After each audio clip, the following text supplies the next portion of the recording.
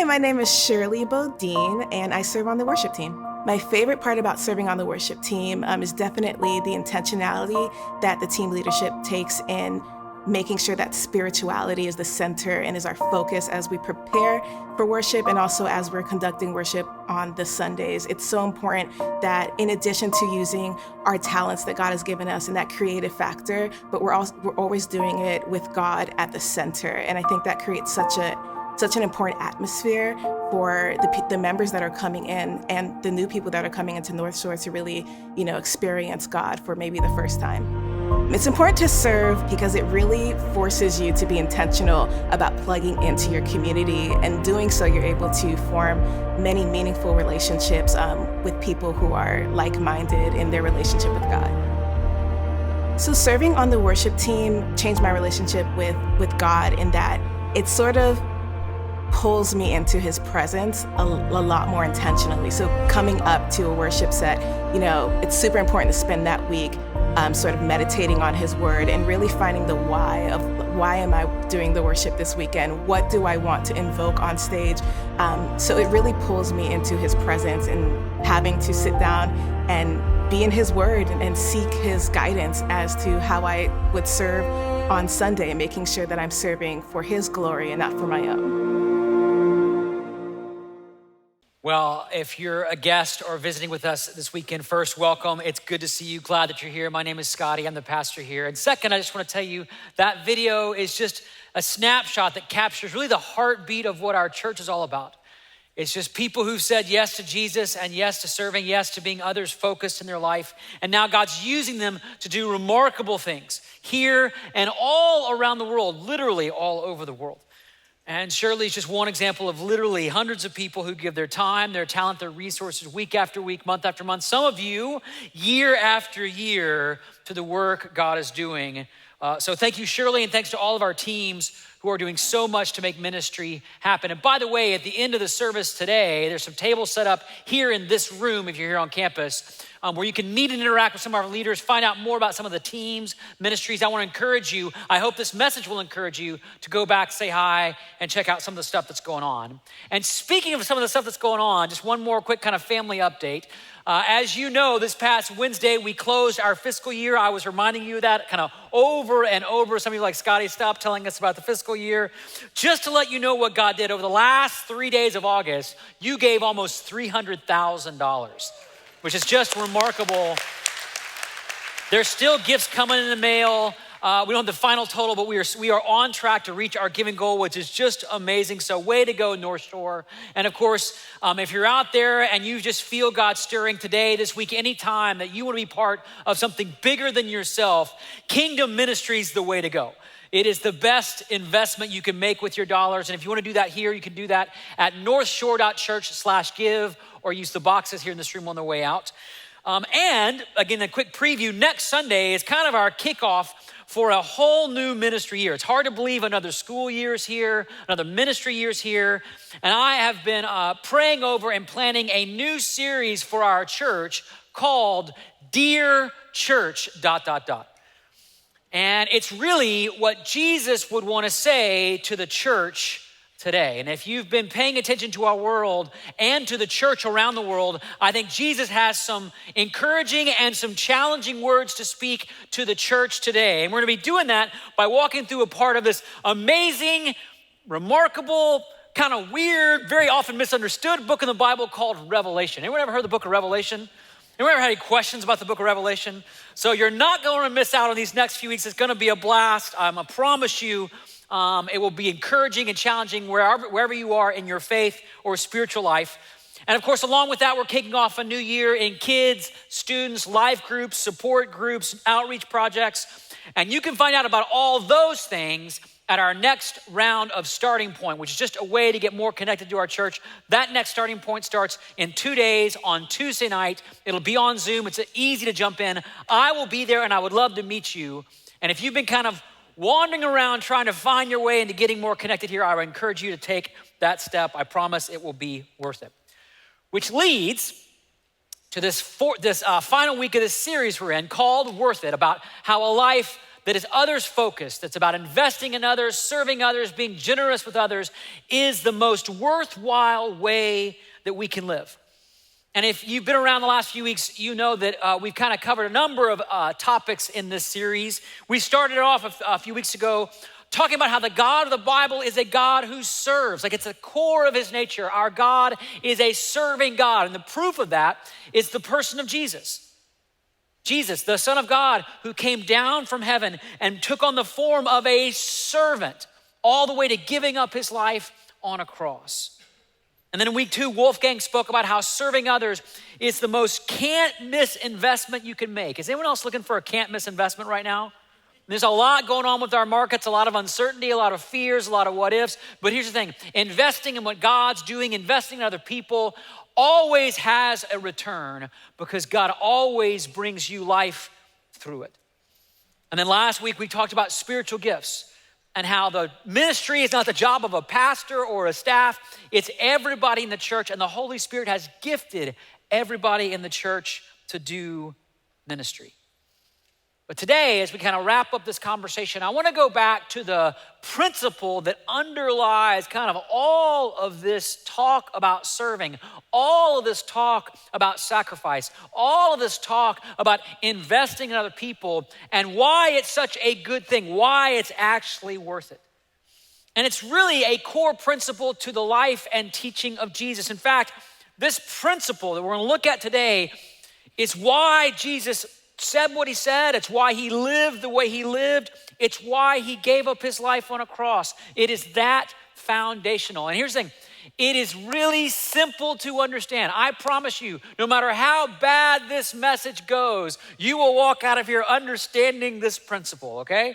So if you have a Bible or a Bible app on your phone, you can turn to John chapter 12. John is the fourth of the 4 accounts of the life of Jesus. Or if you want, you can follow along right here on the screen as we look at these remarkable words that Jesus said to his disciples. He started this way, very truly I tell you, meaning I want you to take this seriously. This is a true thing, a real thing, an important thing. Very truly I tell you, unless a kernel of wheat falls to the ground and dies, it remains only a single seed and does nothing but sit there and rot on the shelf perhaps. But if it dies, it produces many seeds. Anyone who loves their life will lose it, while anyone who hates their life in this world will keep it for eternal life. Whoever serves me must follow me, and where I am, my servant also will be. My Father will honor the one who serves me.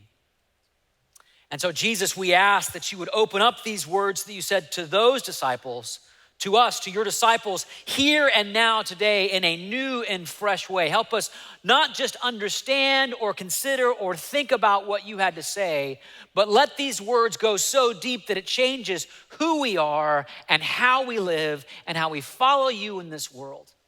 Help us see and understand why this principle you gave can radically revolutionize our actual everyday lives starting right now. So Jesus, we want to hear from you today. And we pray this in your name. And everybody said, amen. So if I were to ask you what the greatest revolution in human history was, like historically speaking, like what had the greatest impact, made the most difference, impacted the most people, what revolution was the greatest, what would you say? Some might think maybe the Industrial Revolution and the rise of machine production and mass manufacturing. It's forever changed how we work and how much we can produce. We're all living economically in the byproduct of the Industrial Revolution. Others might say it's the American Revolution or maybe the French Revolution. Both of those were key in the rise or emergence of democracy and modern democracy and democratic governments as we know it. Some might say, on the other hand, it was the rise of it was the Russian Revolution in 1917. Or perhaps the Communist Chinese Revolution in 1949. Both of those massively reshaped geopolitical dynamics around the world, and they still do today, of course, as we're watching the news play out even now. Or maybe it was the sexual revolution. Or maybe it was the internet revolution in the early 2000s, which changed everything about how we live, how we shop, how we socialize, how we connect, how we date, how we find out information. By the way, I'm actually old enough to remember life before the internet. Anyone else old enough to remember life before the internet? When Amazon was just a river in South America, right? Like it was just a river. All of these revolutions had far-reaching, long-lasting, life-altering implications for the entire human race. But there is another revolution of sorts that may be even more significant, historically speaking. Historians, archaeologists estimate this revolution took place somewhere between 10 and 20,000 years ago when someone took one of these, a simple seed, a seed that had been gathered, probably stored, collected, was going to be used for food, used for sustenance, until more seeds would be gathered and stored and used for food. Someone took one of these seeds, but instead of just storing it or cooking it, they put it into the ground. Never been done before, never been thought of before, which at the time would have looked really, really foolish, because putting something in the ground is normally a way to throw something away, get rid of something, say, it's not worth it, I'm just gonna bear it away, it's just useless, it's just trash. But guess what?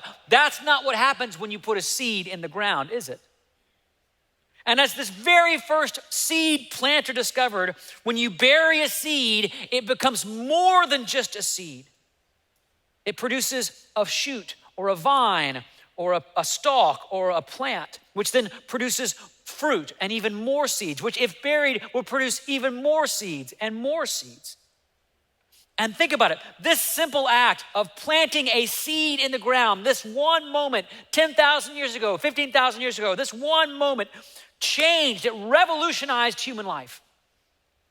From this point on, people no longer had to move from place to place to place, hunting and gathering and scavenging food to eat. We could build permanent homes. We could feed entire communities of people, which led to the rise of cities, culture, politics, architecture, art, science, industry, every other great invention and revolution, all the way up to the apps on your phone.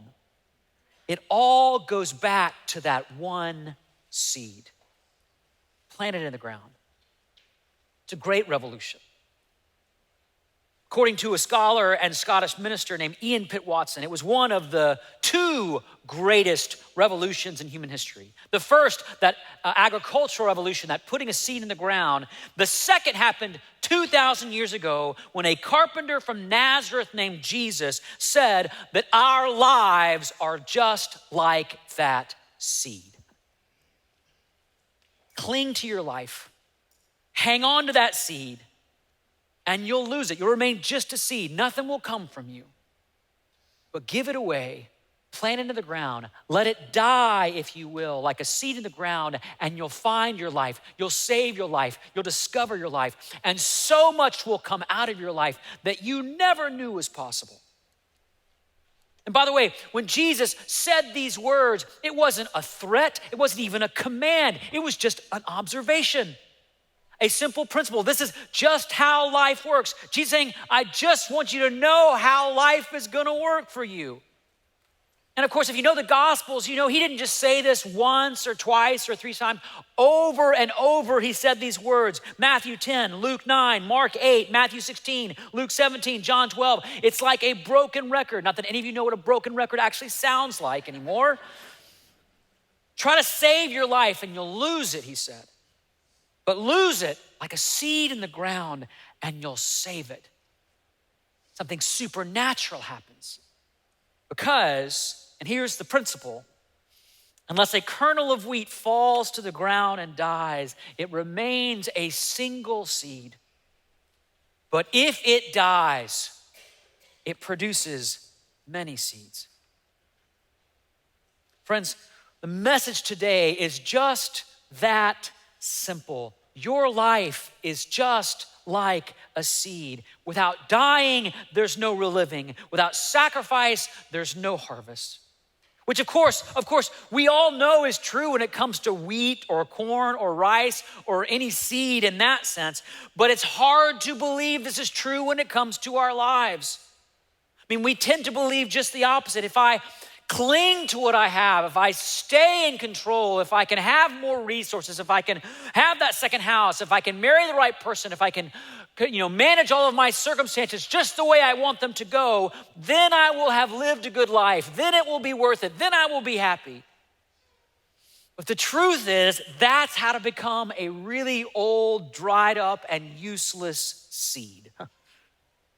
The only way to become something new, the only way to become more than you are, the only way to discover that what inside that nagging sense that you're made for more than what you're currently experiencing is to be like a seed buried in the ground, only to discover something supernatural can happen in you and through you and from you, because unless a kernel of wheat falls to the ground and dies, it remains only a single seed. But if it dies, it produces many seeds. Now I know, this sounds totally counterintuitive, as I said. But I just have to tell you, this is one of, if not the central theme of the New Testament. Like, this is at the core of what Jesus taught. It's at the core of how he lived. His life, his death, his resurrection are a picture of how this works. That in order to live, you have to die. Not physically, but to yourself. And in every way, the Apostle Paul once said these words, "Put to death, therefore, whatever belongs to your earthly nature." So what's that? What does that mean? Well, it means everything that you're clinging to for your life. For example, here's one. This is true for me, maybe true for you. We have to put to death our need for control. Anyone else like to be in control in their life? Just raise your hand if you like to be in control. A few hands. Those of you who aren't raising your hand, you're trying to control what people think of you by not raising your hand, okay? Because we all do this. We all want to be in control. I am the same way. I want to be in control of my life. Control is my way of playing God because I don't actually trust God. But when facing the cross, Jesus let go. He put to death his need to control. Even as God, he said, "Not my will, Father, but yours be done." We have to put to death our need for comfort. It's another big one our day. Comfort's a huge one, especially in the church.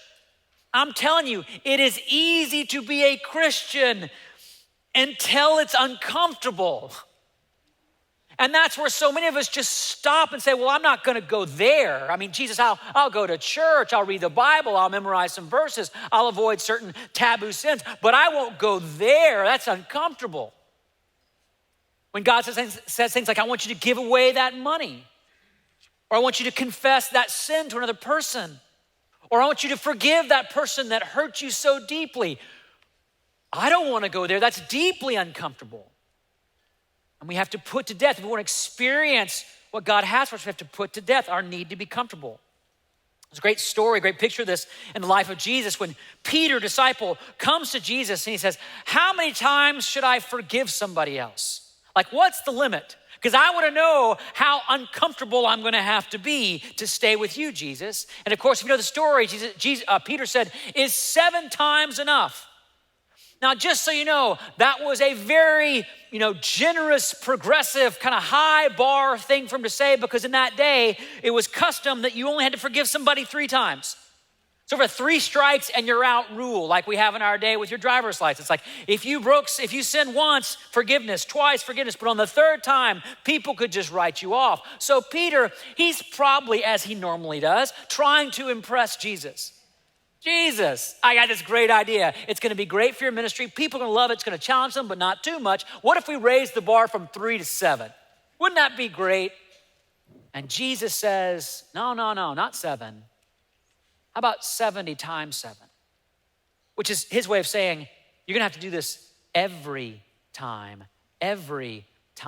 no matter how uncomfortable you are with it, because forgiveness is one of the ways in which you will have to put to death your need for comfort, Peter, and me, and you.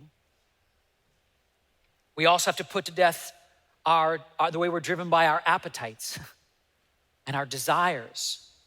And by the way, our appetites and desires aren't bad things, but it's so easy for us to be enslaved by them, right? That desire for pleasure can easily be twisted into a desire that turns into lust or sexual fantasy or sexual immorality. That desire for success can get twisted into that need for workaholism or just to burn yourself out. That desire to relieve the pain you feel can lead to things like substance abuse or addiction. Of course, there's nothing wrong with pleasure or success or relief from pain, but when they become our ultimate goal, when we can't die to them or don't die to them, we find ourselves enslaved by them, which is why I said you have to put to death everything that goes with your earthly nature. But here's the thing, when we die to them, it's not like we just surrender them over and they go away. God can redeem them and transform them and do miraculous things with them. I have a friend who was struggling with lust and patterns of lust in his life, and he was trying to do what so many people do, just manage it on his own.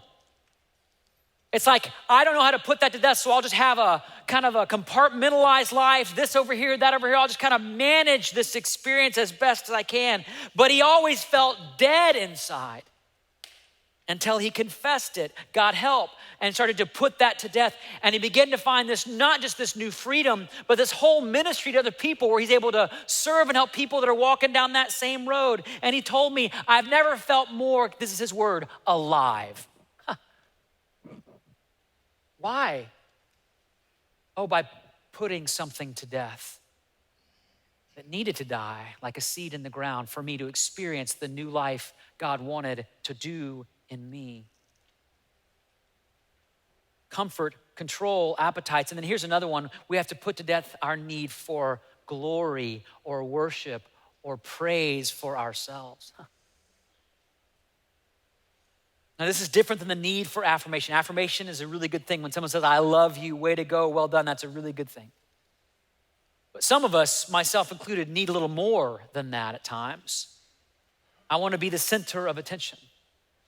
I want to be in the spotlight. I want people to think well of me. Sometimes I find myself wanting to give a great message at church, not because it will change somebody's life, but because I want to be liked.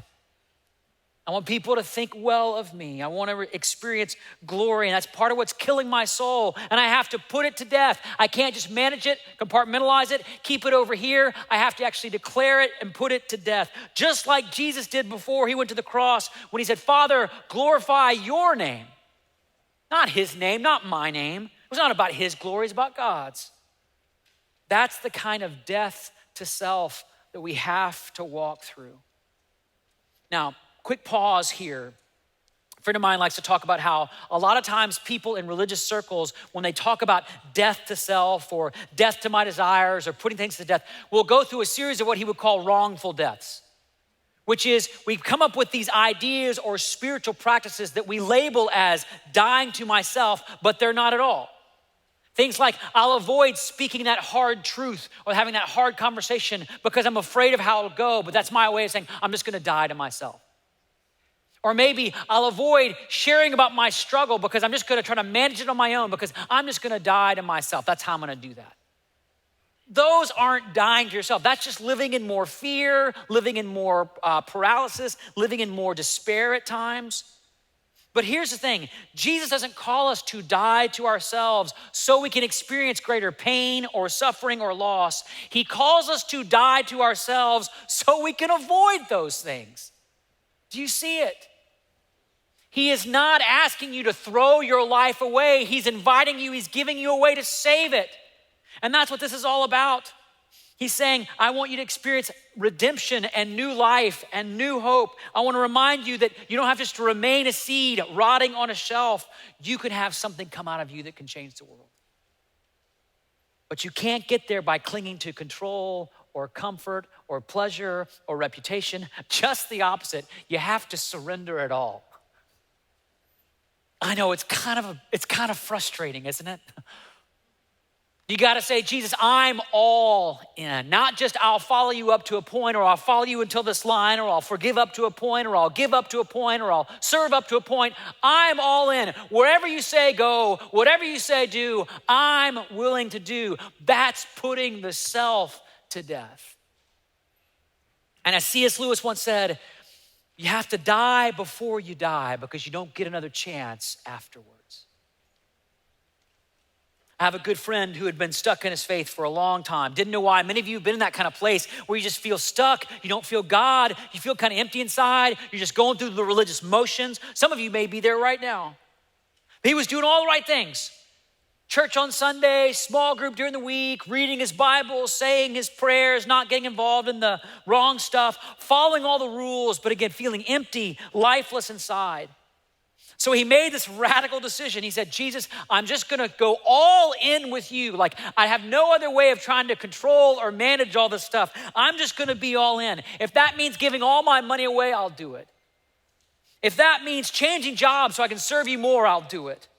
If that means forgiving somebody who hurt me, I'll do it. And over the next few years, he did all of those things, and each one of those steps felt like a death. And in a way it was. Part of his soul, part of what he was controlling, part of his life, part of what he held on to for security had to die. But here's the good news. In all that process, he discovered the principle of the seed. That when we die, we put to death all the things of our earthly nature, we begin to experience life like never before, like my friend who found more joy by serving and more wealth by giving and more freedom by forgiving. And the people around him began to discover Jesus by looking at what was happening in his life, the freedom and joy and life he was finding in him. Because unless a kernel of wheat falls to the ground and dies, it remains a single seed. But if it dies, guess what? Something supernatural starts to happen. And remember what else Jesus said? He said, whoever serves me must follow me, and where I am, my servant will also be. And then he says, my Father will honor the one who what? Serves me. Not does everything perfect or just follows all the rules or just shows up at church on time, who serves. See, God's honor comes to those who serve. Joy comes to those who give. Freedom comes to those who surrender. Resurrection comes to those who are willing to carry a cross. And again, this is not a threat. It's not a command. It's just a description of how life works. It's the principle of the seed. And without it, guess what happens? Just like the human race 15,000 years ago, we spend our lives wandering like nomads through life, wandering, gathering, seeking, striving, looking for some place to call home until we die to ourselves and discover, oh my gosh, my life is like a garden. Fruitful, colorful, creative, full of life, producing seed after seed after seed. And this can happen in any part of your life. It can happen in your marriage when you die to yourself, when you die to your own will and begin to treat that person or that personal relationship as more important than you. Instead of trying to change them, you work on you. New life begins to happen. It can happen in your work when you die to that ambition or that need to have a certain level of status or income or reputation or resume, and you begin to discover God using you in so many ways you never thought possible. Because, and again, I know I'm like a broken record. Unless a kernel of wheat falls to the ground and dies, it remains a seed. It remains a seed. You're just gonna remain a seed. The way you're going through life is a recipe for remaining a seed. Until you say, Jesus, I've had it. It's time for me to surrender. It's time for me to stop saying up until a point or here's my line. It's time for me to say, I'm all in. And here's the cool part. This principle, it led to the greatest revolution the human race has ever known. And it all goes back to this one seed named Jesus Christ, who though he was God, did not consider God, being God, something to be used for his advantage, but instead came down to earth in the form of a servant and put his life in the ground just like a seed. And if you want to ask, like, well, how does this work? Like, how do I know this is going to work? Like, how do I know for sure, like, this will work if I do this, if I take this risk, if I sacrifice, if I serve, if I give my life away, if I say I'm all in? How do I know it's going to work? Just ask Jesus what happened after they nailed him to the cross and put him in a tomb. I mean, clearly they did not understand the principle of the seed, because it was from that death that resurrection happened. It was from that cross that forgiveness happened. It was from that tomb that salvation happened. And his life has produced so many seeds, including mine, and including so many of yours. So I have one question, and I want to close with this. We're going to spend some time praying and reflecting on this, then we're going to receive communion together before we close in worship. But one question before we do that, and it's a real simple one. What do you need to die to today? What do you need to die to today? It could be your control, could be comfort, could be a plan that you have, could be a person in your life, could be any part of it. Maybe it's just finally saying to Jesus, like you've been following him or been walking with him, but you never just said, I'm all in. Like no more conditions, no more caveats, no more up until a point. What do you need to die to? A dream, a hope, a habit. Because, and I'll say it one more time, and then we'll pray. Unless your life goes into the ground and dies, it remains just as it is today. No change, no matter how hard you strive or what you do. But if you put it to death and follow Jesus into that tomb and surrender everything to him, your life will produce many seeds. Something supernatural will happen in you and through you. That's the promise. So let's take a moment and pray right now. Jesus,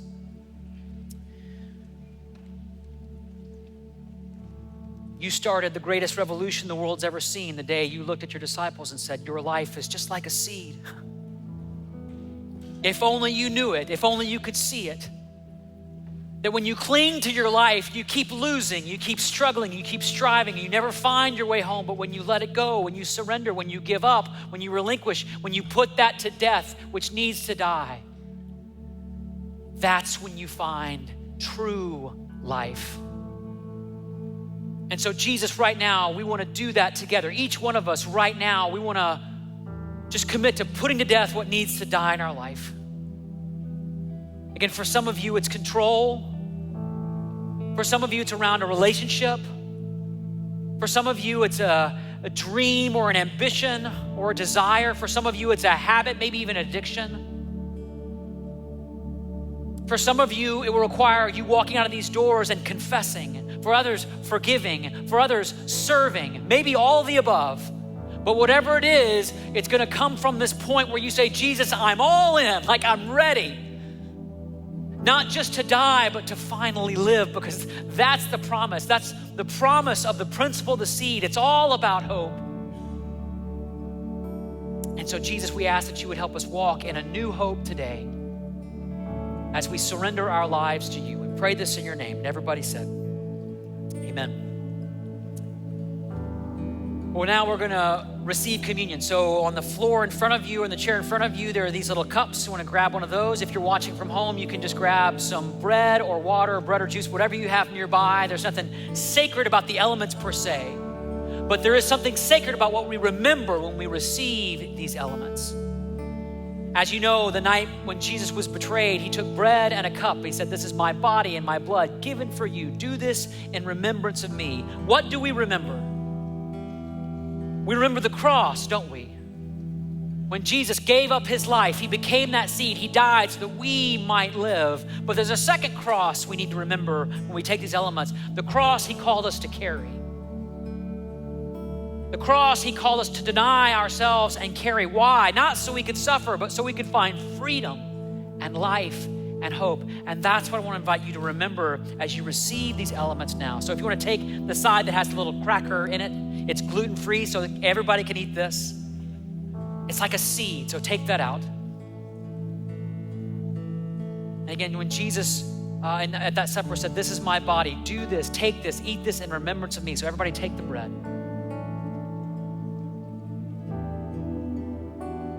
And in the same way, he took a cup, and you can open the cup side. He said, this cup is a new covenant, a new promise based on a really old principle called the principle of the seed.